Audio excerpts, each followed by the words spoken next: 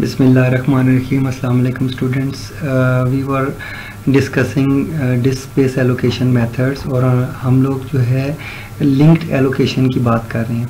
So इससे previously हमने क्या किया था, हमने ये डिस्कस किया था कि हमारा जो allocation है वो contiguous हो, यानी contiguous blocks जो है एक फाइल को allocate किए जाएं, ये मेथड था.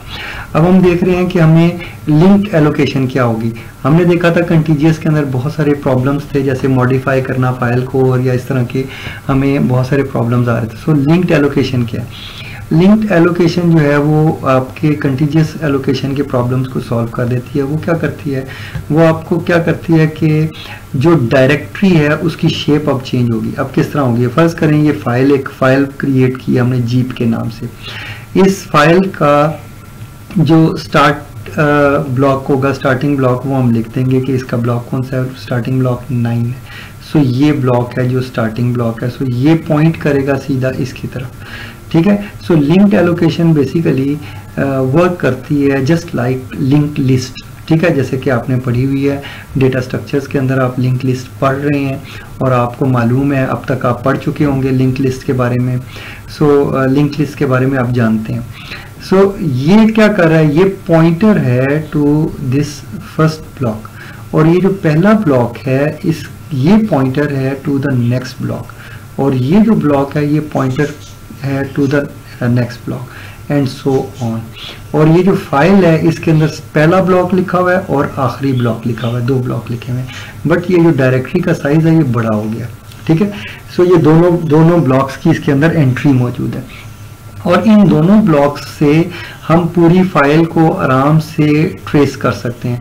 लेकिन अगर इन दोनों में से कोई एक वैल्यू लॉस्ट हो गई तो फिर ये फाइल को ट्रेस करना मुश्किल हो जाएगा. ओके. सो इसको देखते हैं. Linked allocation solves all problem of continuous allocation. Each file is a linked. अब देखिए, अगर फर्ज करें मुझे एक और ब्लॉक चाहिए, तो मैं क्या करूंगा, मैं इस 25 ब्लॉक के आगे फर्ज करें ये अवेलेबल कौन सा था, फर्ज करें मैं कहता हूँ ये 31 ब्लॉक अवेलेबल था. सो मैंने क्या किया, मैंने इसके आगे लिंक लगाया. लिंक लगाने का मतलब इस ब्लॉक के एंड पे इसका एड्रेस लिखा हुआ है. ये क्या करेगा, ये इधर पॉइंट कर देगा. आप जब यहाँ पे आएंगे तो आपको ये मिल जाएगा और ये आखिरी ब्लॉक होगा, और इसकी जो 31 ब्लॉक की एंट्री होगी वो यहाँ पे हो जाएगी. सो इस तरह से इसको एक्सटेंड किया जा सकता है. अगर आपने कोई भी ब्लॉक कहीं पे भी हो, आप बड़ी आसानी से इसको एक्सटेंड कर सकते हैं. This is a good method. ठीक है. सो ये कंटिन्यूअस मेमोरी एलोकेशन के मुकाबले में ये वाला मेथड बेहतर है. ओके.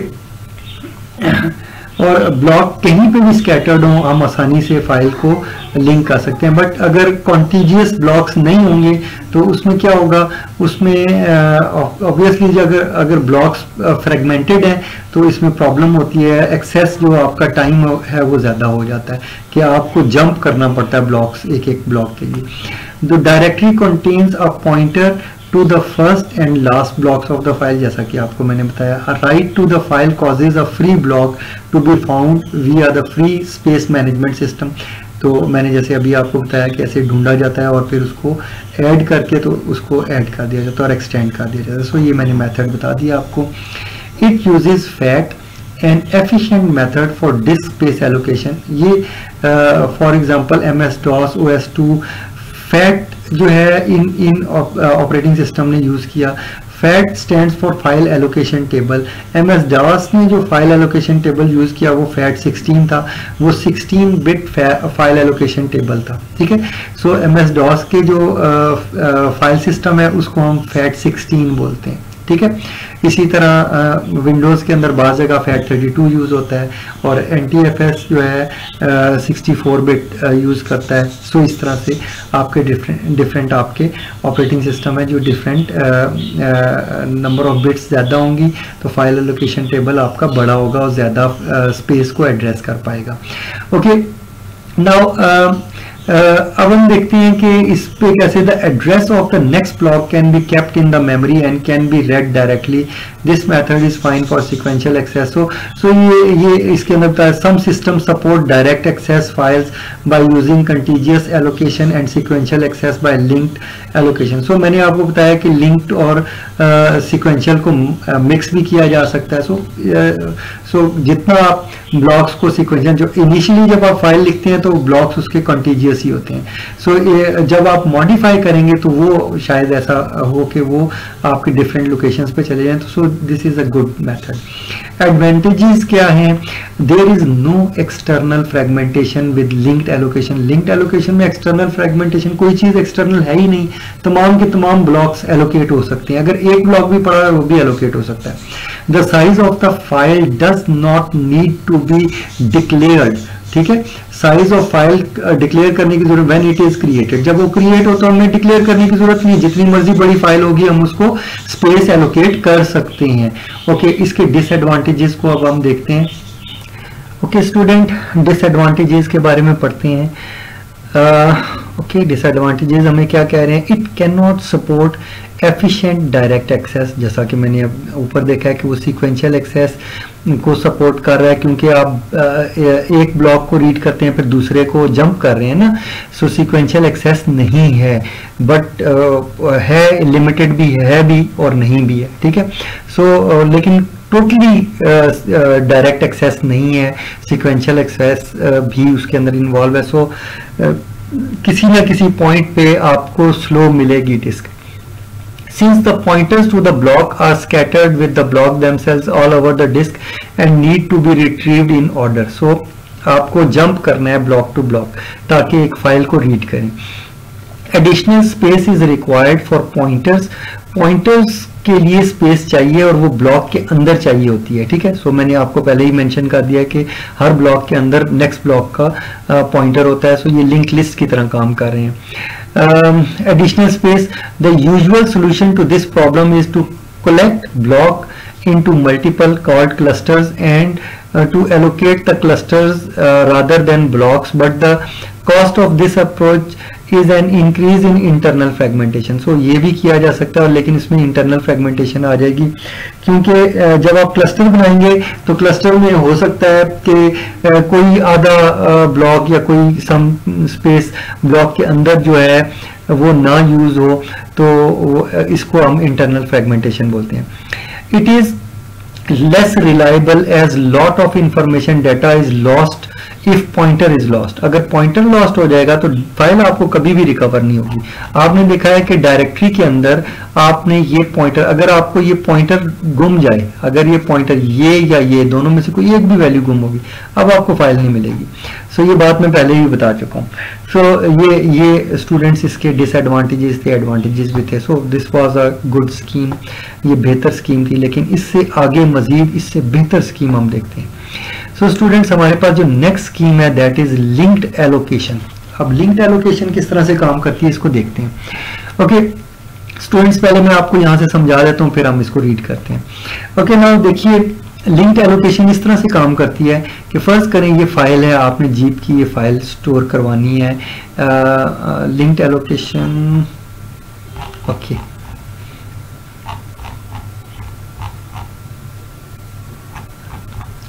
ओके, लिंक्ड एलोकेशन की हम बात करते हैं। Linked allocation solves all problem of contiguous, each file is a linked list of disk blocks. ये शायद थोड़ी सा हम गड़बड़ कर रहे हैं, हमने लिंक्ड एलोकेशन दोबारा हमने लिख दी। ओके सॉरी, ये स्टूडेंट्स रेपिटिशन हो गई है, इसको हम यहाँ से एलिमिनेट करते हैं, स्किप करते हैं। ठीक है, और हम देखते हैं कि ये कैसे काम करती है। अब इसकी हम लोग एक्चुअली ये जो लिंक्ड एलोकेशन है ये इस तरह से आपका फाइल एलोकेशन टेबल के हिसाब से काम कर रहा है। हम बात करते हैं इंडेक्स्ड एलोकेशन की। ठीक है, इंडेक्स्ड एलोकेशन हमारा जो नेक्स्ट मेथड था वो ये वाला था। अब इंडेक्स्ड एलोकेशन को हम देखते हैं ये किस तरह काम करता है। ये उसी तरह लिंक्ड स्कीम की तरह ही काम करता है, लेकिन ये डिफरेंट तरीके से काम करता है। अब ये करता क्या है, ये आपकी जो डिस्क है उसके अंदर जब आपकी फाइल क्रिएट करनी होती है तो जो पहला ब्लॉक होता है ना, उस ब्लॉक का एड्रेस अपने पास फाइल एलोकेशन में से जीप फाइल है उसका पहले ब्लॉक का एड्रेस अपने पास रखेगा, और पहले ब्लॉक के अंदर वो स्टोर क्या करेगा, जितने भी ब्लॉक्स आपकी फाइल का हिस्सा होंगे उन सब को उसके अंदर उनकी लिस्टिंग बनाएगा, ठीक है, उनकी एंट्री करता जाएगा, और उसके बाद अगर मजीद कोई ब्लॉक ऐड होगा तो उसकी एंट्री भी इसी ब्लॉक में कर देगा, और ये जो पहला ब्लॉक होगा this is will be called as indexed block, और ये ब्लॉक क्या कर रहा होगा, ये पॉइंट कर रहा होगा बाकी सारे ब्लॉक्स की तरफ। सो आपका फाइल एलोकेशन टेबल भी छोटा हो गया, ठीक है, और अगर इंडेक्स ब्लॉक को आप स्मॉल साइज का रखें तो आपका मसला ही खत्म हो गया, आप बड़ी आसानी से जो है ना अपनी फाइल को इजीली एलोकेट कर सकते हैं। सो ये मेथड है। अब इस मेथड को हम पढ़ लेते हैं। Each file has its own index block, which is an array of disk block addresses. The ith entry in the index block points to the ith block of the file. The directory contains the address of the block. So ये जो index block है वो point कर रहा है सारों की तरफ, ठीक है। Some system combines contiguous allocation with indexed allocation. So indexed allocation और contiguous allocation को इकट्ठा कर लेते हैं और इनको मल्टी लेवल पे ले जाते हैं, ठीक है। So इस तरह का भी मैकेनिज्म हो सकता है। For small files and automatically switching to an index allocation if the file grows large. अगर फाइल लार्ज हो तो वो फिर indexed allocation की तरफ चला जाता है, उसकी इंडेक्सिंग शुरू कर देता है, ठीक है। So मैकेनिज्म क्या है? Mechanism to deal with the large files are, कौन से हैं? लिंक्ड स्कीम है, जो लिंक्ड आपने ऊपर पढ़ी है वो स्कीम कर सकती है। मल्टी लेवल इंडेक्स जो है वो लार्ज फाइल्स को हैंडल कर सकती है। कैसे?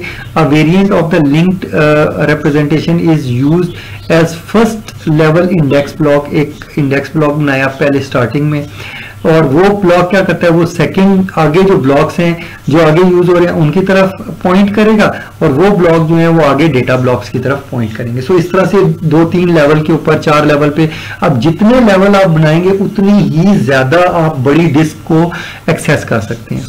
सो large disk up to terabytes can be accessed, can be the blocks can be allocated.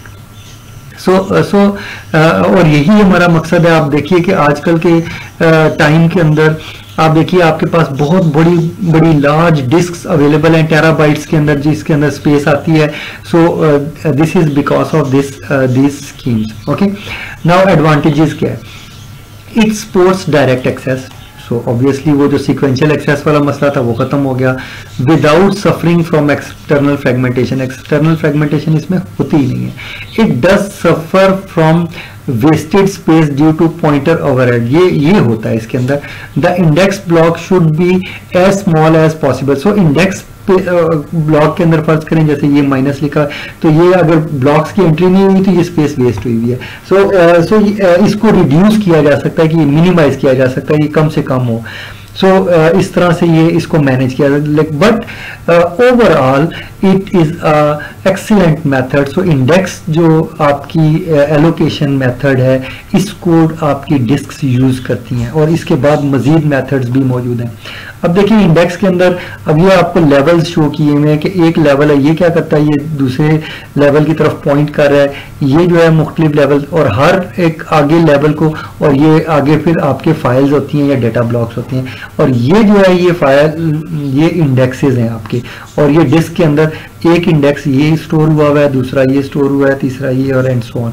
सो आप बहुत बड़ी डिस्क को भी एक्सेस करते हैं। लाइक जैसे यूनिक्स के अंदर ये एग्जांपल दी गई है कि ये क्या करता है, इसने डिफरेंट लेवल्स यूज किए हैं। मसलन ये क्या करता है कि ये कुछ ब्लॉक्स हैं जो डायरेक्ट हैं। आप देखिए ये जो ब्लॉक्स हैं ये डायरेक्ट हैं, इसके अंदर डेटा पड़ा हुआ है, लेकिन कुछ ब्लॉक ऐसे हैं जो कि डायरेक्ट नहीं है, वो सिंगल इनडायरेक्ट है। मसलन इस ब्लॉक के अंदर डेटा जो पड़ा हुआ है वो क्या कर रहा है, वो इस डेटा की तरफ पॉइंट कर रहा है, यानी वो आगे डेटा की तरफ पॉइंटर है।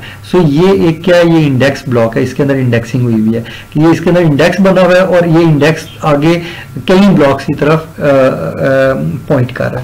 इसी तरह डबल डायरेक्ट इंडेक्स भी हो सकता है। डबल डायरेक्ट इंडेक्स क्या है, ये वाला इंडेक्स इसके अंदर बना हुआ है यहाँ पर, और ये इंडेक्स क्या कर रहा है, एक इधर आधे इसमें से हाफ जो है वो इसकी तरफ पॉइंट कर रहा है, जो हाफ है वो इसकी तरफ पॉइंट कर रहा है। अब ये क्या कर रहा है, इनमें से हर एक वैल्यू इस ब्लॉक के अंदर जो डेटा पड़ा हुआ है वो आगे दूसरे डेटा की तरफ, डेटा ब्लॉक्स की तरफ पॉइंट कर रहा है। ये इंडेक्सेस है और ये ब्लॉक्स हैं।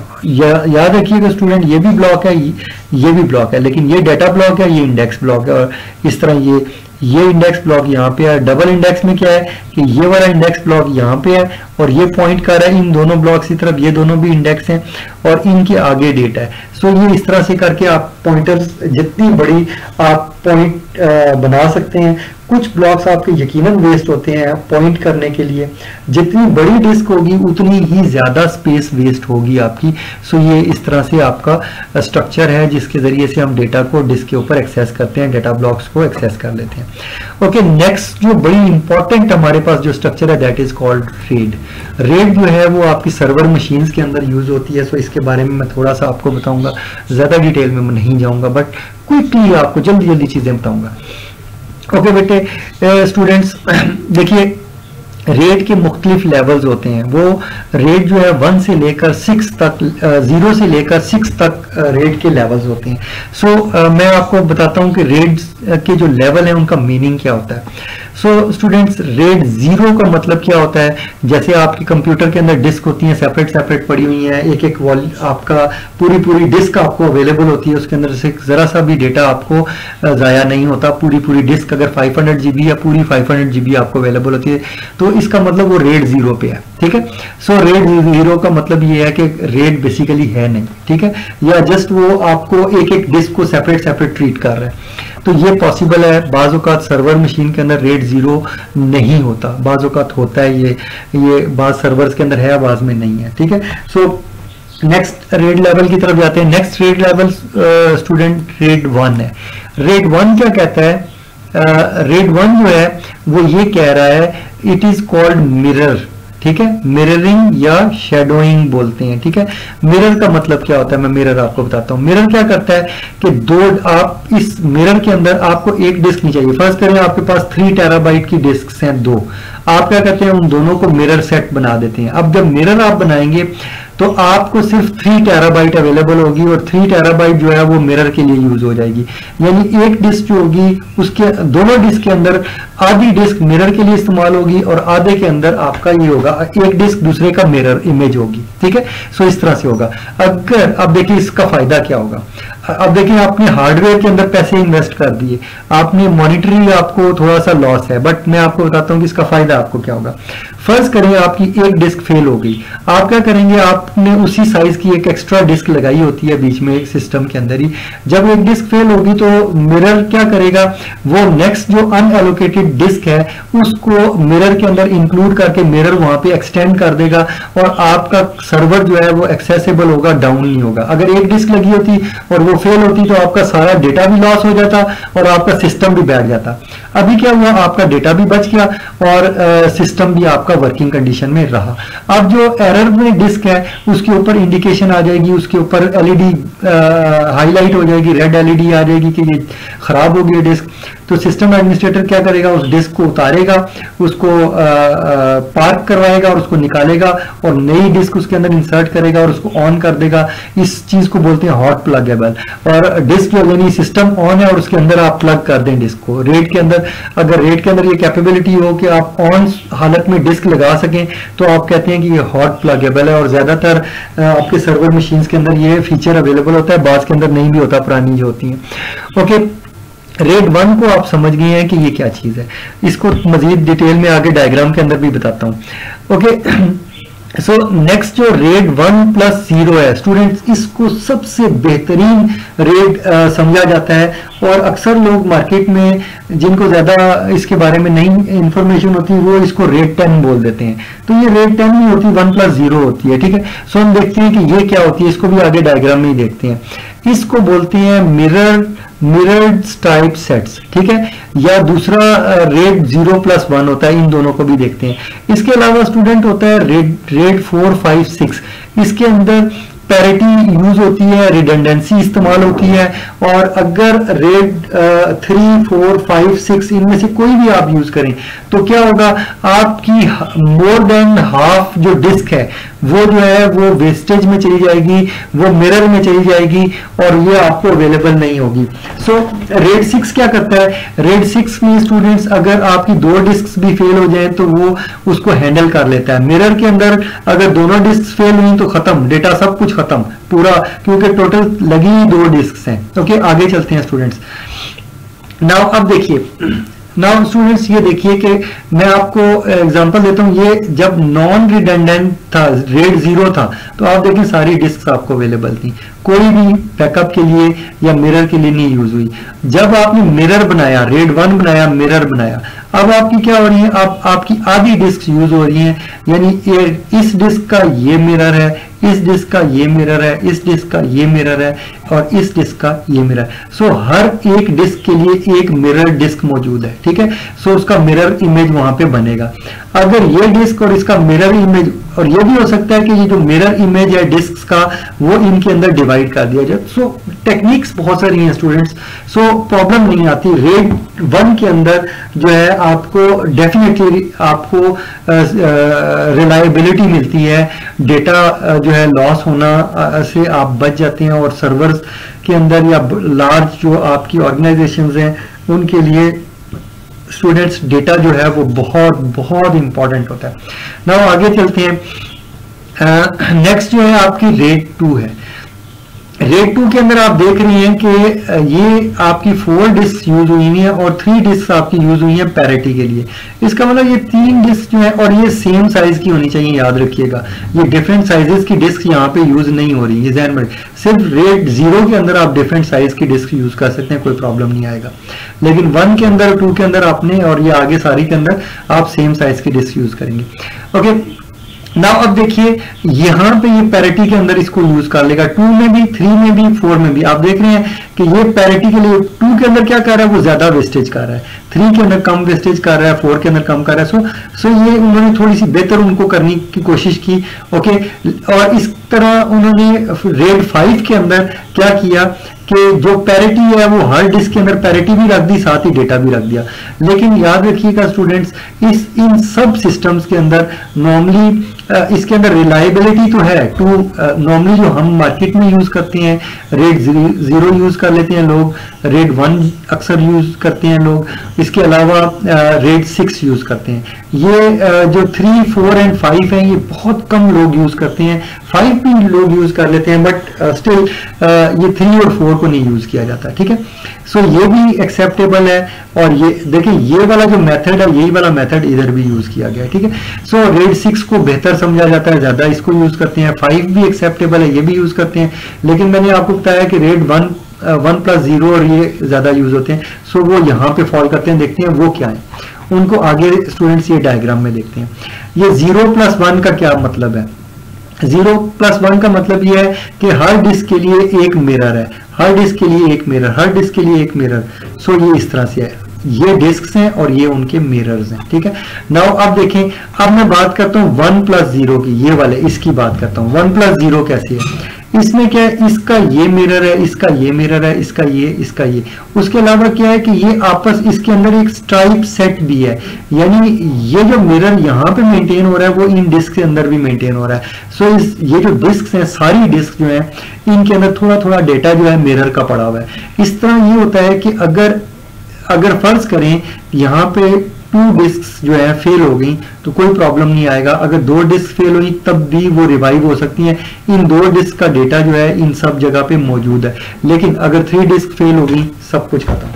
सो ये ये एक्सपीरियंस ये कहता है, ठीक है। सो ये इस तरह से रेड जो है वो आपको क्या करता है, रिलायबिलिटी प्रोवाइड करता है by using redundant array of inexpensive disc.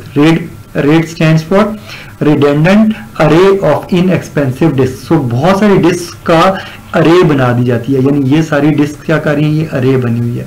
ये सब अरे जो है इसको हम 0+1 या 1+0 कह रहे हैं। तो ये रेड 1+0 जो है ये अक्सर यूज होती है जब अगर आपको कभी सर्वर मशीन पे कॉन्फ़िगर करनी पड़े तो 1+0 कॉन्फ़िगर करेंगे तो आपको मैक्सिमम स्पेस जो है वो डिस्क के ऊपर अवेलेबल होगी, ये ध्यान में रखिएगा।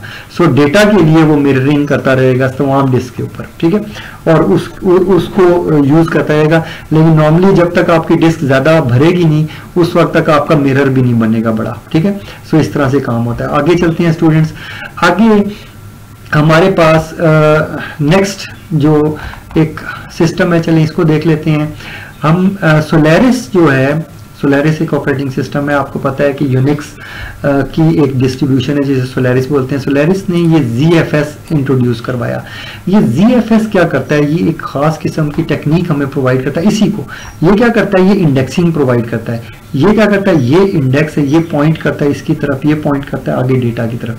सो ये जो इंडेक्सिंग है इसकी वजह से आपका नॉर्मली ट्रेडिशनल फाइल सिस्टम क्या करता है, ये फाइल सिस्टम होता है और फाइल सिस्टम क्या करता है, वॉल्यूम को एक्सेस करता है। वो जो आपकी हार्ड डिस्क के अंदर वॉल्यूम बने, देखें अगर आप मिरर बनाएंगे ये दोनों डिस्क मिलके एक वॉल्यूम बन जाएंगे, ठीक है। आप ये कितनी डिस्क मिलके एक वॉल्यूम बना हुआ है उसके ऊपर आप फाइल सिस्टम क्रिएट करते हैं, यानी ऑपरेटिंग सिस्टम इंस्टॉल करते हैं। ओके, सो इस तरह से वर्क होता है। ओके, नाउ अब क्या करते हैं, आपका ट्रेडिशनल सिस्टम इस तरह से है, लेकिन ZFS किस तरह करता है।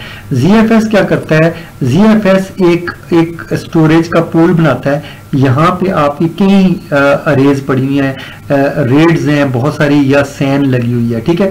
आपकी सैकड़ों डिस्क लगी हुई हैं, वो उनके जो अरेज बनी हुई हैं, ठीक है। ये सारी अरेज जो हैं वो बैंक्स बने हुए हैं, ये इकट्ठी डिस्क लगी है, ये इकट्ठी लगी है, ये इकट्ठी लगी है, इकट्ठी लगी है, इकट्ठी लगी है। सो एक बॉक्स है जिसके अंदर ये डिस्क सारी अटैच्ड है। ये एक अरे है, ये दूसरी अरे है, ये तीसरी अरे है, चौथी है, ये पांचवी है। सो ये बहुत सारी अरेज हैं, ये सारी मिलके एक पूल बना देते हैं, यानी एक वॉल्यूम बनाते हैं। इस वॉल्यूम के अंदर आप पार्टीशंस कर सकते हैं, आपकी मर्जी है। और ZFS के थ्रू आप इस स्टोरेज के जरिए किसी भी डिस्क के अंदर डेटा स्टोर कर सकते हैं। आपको नहीं पता डेटा कहाँ पे, जब कोई डिस्क फेल होगी, नेटवर्क एडमिनिस्ट्रेटर जो है सैन को खोलेगा, उसके अंदर से उस डिस्क को रिप्लेस करके दूसरी लगा देगा और वो डेटा को रिवाइव कर लेगा। सो स्टूडेंट्स, आज हमने ये डिस्क एलोकेशन के सारे मेथड्स पढ़े, डिटेल के अंदर बहुत सारी चीज़ें, और बहुत डिटेल में हम जा नहीं सकते, आपको मालूम है। मैंने कोशिश की है मुख्तसरन आपको जो लेटेस्ट टेक्नोलॉजी है जैसे कि सैन है उसके बारे में इंफॉर्मेशन दी जाए और उसको बताया जाए कि स्टोरेज को कैसे मैनेज किया जाता है। सो इस तरह से एक लार्ज स्टोरेज, यानी आपके पास फर्ज करें 3 टेराबाइट की फर्ज करें ये एक डिस्क हो, तो 1 2 3 4 5 6 7 8 9 10, आपके पास 10 है, 10 इंटू 3 30। सो आपके पास यहाँ पे कितने साइज का पूल आ जाएगा, 30 टेराबाइट का, जबकि आपके पास 30 टेराबाइट की डिस्क अवेलेबल नहीं है, ठीक है। सो ये कहने का मतलब है ये पूल 30 टेराबाइट का है। इस 30 टेराबाइट के अंदर आप पार्टीशन लगा के किसी के अंदर डेटा रख लें, किसी के अंदर ऑपरेटिंग सिस्टम रख लें। सो इस तरह से आप इसको यूटिलाइज कर सकते हैं। ओके स्टूडेंट्स, और ये डिपेंड करेगा कि आपका ऑपरेटिंग सिस्टम कितना बड़ा पार्टीशन लगा सकता है। याद रखिएगा माइक्रोसॉफ्ट विंडोज जो है वो बहुत लार्ज पार्टीशन को नहीं सपोर्ट करती। सो इट डिपेंड्स, जब आप प्रैक्टिकली करेंगे तो वहां पे आपको थोड़ी सी डिफरेंट चीजें लगेंगी। हो सकता है कोई ऑपरेटिंग सिस्टम क्लेम कुछ करता हो, लेकिन वहां पे ऑपरेटिंग सिस्टम जब आप इस वॉल्यूम के ऊपर लगाने लगेंगे पार्टीशन, तो देन आपको लिमिटेशन का सही से अंदाजा होगा। सो मुझे बहुत सारी चीजें पता हैं student, but I can not discuss it here. ये मेरी वीडियो ऑलरेडी बहुत बड़ी हुई है, सो यहाँ पर इसको स्टॉप करते हैं। So that's it for this lecture, जो कि हमारा 29th लेक्चर था। इसके बाद हम इंशाल्लाह वीक 15 के 30th लेक्चर की तरफ जाएंगे और उसके अंदर हम लोग इंशाल्लाह डिस्क शेड्यूलिंग के एल्गोरिदम को पढ़ेंगे। सो यहाँ पे इसको स्टॉप करते हैं। Okay, that's it students.